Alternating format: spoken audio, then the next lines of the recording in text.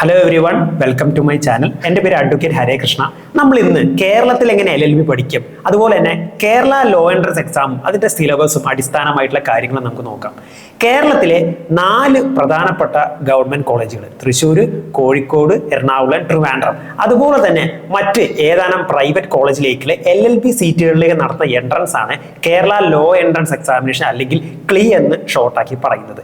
ഇനി കേരളത്തിലെ 4 ഗവൺമെന്റ് കോളേജുകൾ പ്രൊവൈഡ് ചെയ്യുന്ന ഗവൺമെന്റ് കോളേജുകളുണ്ട്, ഏതാനും പ്രൈവറ്റ് കോളേജുകളുണ്ട്. കേരളത്തിലെ ലോ കോളേജുകൾ മെയിനായിട്ട് പ്രൊവൈഡ് ചെയ്യുന്ന 2 പ്രധാനപ്പെട്ട LLB ഡിഗ്രിയാണ് ഉള്ളത്. ഒന്ന് 5 ഇയർ LLB, മറ്റൊന്ന് 3 ഇയർ LLB. 5 ഇയർ LLB എന്ന് പറയുന്നത് 5 വർഷം നീണ്ടു നിൽക്കുന്ന ഡബിൾ ഡിഗ്രിയാണ്. ഓക്കെ, അതിപ്പോ BCom LLB ആവാം, BA LLB ആവാം, BBA LLB ആവാം. കാലിക്കറ്റ് യൂണിവേഴ്സിറ്റിയുടെ കീഴിൽ വരുന്ന 2 കോളേജുകൾ, തൃശ്ശൂർ ലോ കോളേജുകളും കോഴിക്കോട് ലോ കോളേജുകളും പ്രൊവൈഡ് ചെയ്യുന്നത് BBA LLB ആണ്. ഓക്കെ, പിന്നെ വരുന്നത് 3 ഇയർ LLB ആണ്. 3 വർഷം നീണ്ടു നിൽക്കുന്ന 3 ഇയർ LLB. ഈ 5 ഇയർ LLB പഠിക്കാനും 3 ഇയർ LLB പഠിക്കാനും ഈ കേരള ലോ എൻട്രൻസ് എക്സാം ആണ് എഴുതുന്നതെന്ന് ഞാൻ ഓൾറെഡി പറഞ്ഞു. ഈ കേരള ലോ എൻട്രൻസ് എക്സാം എഴുതാൻ ഇപ്പോൾ ഏജ് ലിമിറ്റ് ഇല്ല, നിലവിൽ ഏജ് ലിമിറ്റ് ഇല്ല. ഏത് പ്രായത്തിലുള്ള ആൾക്കാർക്കും എഴുതാൻ പറ്റും. ഓക്കെ, അപ്പോൾ 5 ഇയർ LLBയുടെ ബേസിക് ക്വാളിഫിക്കേഷൻസ് എന്ന് പറയുന്നത് +2 ആണ്. ഓക്കെ, +2 കഴിഞ്ഞാൽ ആർക്കും തന്നെ 5 ഇയർ LLB എഴുതാം.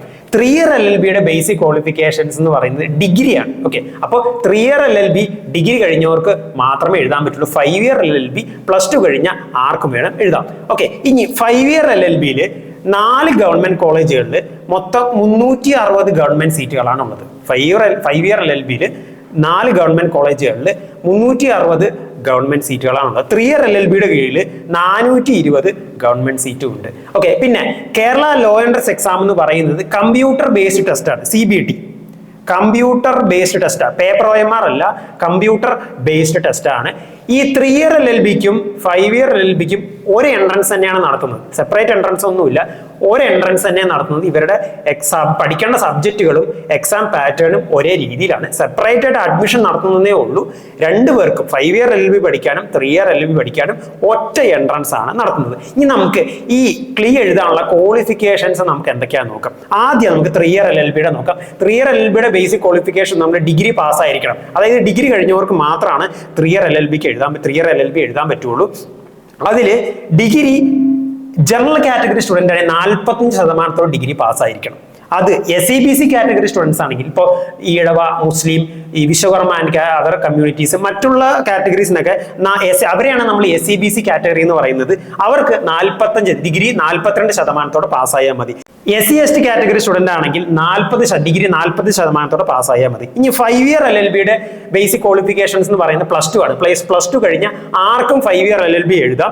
ഓക്കെ, അതിന്റെ ബേസിക് ക്വാളിഫിക്കേഷൻ എന്ന് പറഞ്ഞാൽ ജനറൽ കാറ്റഗറി ആണെങ്കിൽ +2 45% പാസ്സായിരിക്കണം. SEBC കാറ്റഗറി, ഈഴവ, മുസ്ലിം, വിശ്വകർമ്മ അങ്ങനത്തുള്ള കാറ്റഗറീസ് ആണ് SEBC കാറ്റഗറി എന്ന് പറയുന്നത്. അവർക്ക് 42% മതി +2. പിന്നെ SC/ST കാറ്റഗറി സ്റ്റുഡൻസിന് +2 40% മതി. പിന്നെ അതുപോലെ തന്നെ ക്ലീക്ക് ഞാൻ ഒന്നുകൂടെ പറയാം, ഏജ് ലിമിറ്റ് ഇല്ല, നിലവിൽ ഏജ് ലിമിറ്റ് ഇല്ല. 5 ഇയർ LLBക്കും 3 ഇയർ LLBക്കും ഒരേ എൻട്രൻസ് തന്നെയാണ് നടത്തുന്നത്. കമ്പ്യൂട്ടർ ബേസ്ഡ് ടെസ്റ്റ് ആണ്, പേപ്പർ OMR അല്ല. ഇനി നമുക്ക് ഇതിന്റെ എക്സാമിന്റെ സിലബസ് നമുക്ക് നോക്കാം. ഈ എക്സാമിന് ഏതൊക്കെ സബ്ജക്റ്റിൽ നിന്നാണ് ചോദ്യങ്ങൾ വരുന്നത്, എത്രത്തോളം ചോദ്യങ്ങൾ വരുന്നു, അതിന്റെ മാർക്കിംഗ് പാറ്റേൺ, അങ്ങനെയുള്ള കാര്യങ്ങൾ നമുക്ക് നോക്കാം. 4 സബ്ജക്റ്റിൽ നിന്നാണ് പ്രധാനമായിട്ട് ചോദ്യം വരുന്നത്. ഓക്കെ, അതിൽ ഒന്നാമത്തെ സബ്ജക്റ്റ് ലീഗൽ ആപ്റ്റിറ്റ്യൂഡ്, അതായത് ലീഗൽ സബ്ജക്റ്റുകൾ. ഓക്കെ, ലീഗൽ സബ്ജക്റ്റുകൾ, ഈ എന്തൊക്കെ സബ്ജക്ട് ലീഗൽ സബ്ജക്റ്റുകൾ ഏതൊക്കെയാണ് വരുന്നത്, ഏറ്റവും കൂടുതൽ ഇമ്പോർട്ടന്റ് ആയി നോക്കേണ്ട ലീഗൽ സബ്ജക്റ്റുകൾ ഏതൊക്കെയാണെന്നുള്ളത് നമ്മൾ ഇനി വീഡിയോ ചെയ്യും. അപ്പോൾ നിങ്ങൾ കണ്ടന്റിന് വേണ്ടി വെയിറ്റ് ചെയ്യുക. ഓക്കെ, അപ്പൊ ലീഗൽ ആപ്റ്റിറ്റ്യൂഡ് ഭാഗത്തുനിന്ന് വരുന്നത് 70 ചോദ്യങ്ങളാണ്. ലീഗൽ ആപ്റ്റിറ്റ്യൂഡ് ഏറ്റവും കൂടുതൽ വെയിറ്റേജ് ലീഗൽ ആപ്റ്റിറ്റ്യൂഡ് ആണ്, 70 ചോദ്യങ്ങളാണ് വരുന്നത്. പിന്നെ ഇംഗ്ലീഷ് ഭാഗത്തുനിന്ന് 60 ചോദ്യങ്ങളുണ്ട്. പിന്നെ ജനറൽ നോളേജ് ഭാഗത്തുനിന്ന് 45 ചോദ്യങ്ങൾ, അരിത്തമെറ്റിക് ആൻഡ് ലോജിക്കൽ ആപ്റ്റിറ്റ്യൂഡ് ഭാഗത്തുനിന്ന് 25 ചോദ്യങ്ങൾ. അങ്ങനെ മൊത്തം 200 ചോദ്യങ്ങളാണ് നമ്മുടെ എൻട്രൻസിനുള്ളത്. ഓക്കെ, ഇനിയും പ്രത്യേകം ശ്രദ്ധിക്കേണ്ടത് ഓരോ കറക്റ്റ് ആൻസറിനും 3 മാർക്കാണ് ഉള്ളത്. ഓക്കെ, അതുപോലെ തന്നെ പ്രത്യേകം ശ്രദ്ധിക്കേണ്ട മറ്റൊരു കാര്യം, നെഗറ്റീവ് മാർക്കിംഗ് ഉണ്ടായിരിക്കുന്നതാണ്. നെഗറ്റീവ് മാർക്കിംഗ് ഉണ്ടായിരുന്നു ഓരോ തെറ്റുത്തരത്തിനും, ഓരോ ഇൻകറക്റ്റ് റെസ്പോൺസിനും -1 -1 മാർക്ക് ഉണ്ടായിരിക്കുന്നതാണ്. അപ്പോൾ മൊത്തം ഈ എൻട്രൻസിൽ 200 ചോദ്യങ്ങളാണുള്ളത്. അപ്പോൾ ഏകദേശം ടോട്ടൽ മാർക്ക് എത്രയാണ് വരുന്നത്? 600 ടോട്ടൽ വരുന്നത്. ഓക്കെ, 600 ടോട്ടൽ വരുന്നത്. പ്രത്യേകം ശ്രദ്ധിക്കണം, നെഗറ്റീവ് മാർക്കിംഗ് ഉണ്ട്. ഓക്കെ, അപ്പോൾ ഇത്രയും കാര്യങ്ങളാണ് ഇതിന്റെ ബേസിക് ആയിട്ടുള്ള കാര്യങ്ങളായിട്ട് വരുന്നത്. ഇനി കേരള ലോ എൻട്രൻസ് ഉൾപ്പെടെയുള്ള മറ്റ് എൻട്രൻസുകൾ, അതിന്റെ എക്സാം പാറ്റേൺ, സിലബസ്, എൻട്രൻസ് ക്ലാസ്സുകൾ കൂടുതൽ അപ്ഡേറ്റ്സിനായി എൻ്റെ ചാനൽ ഒന്ന് സബ്സ്ക്രൈബ് ചെയ്യാം. Thank you.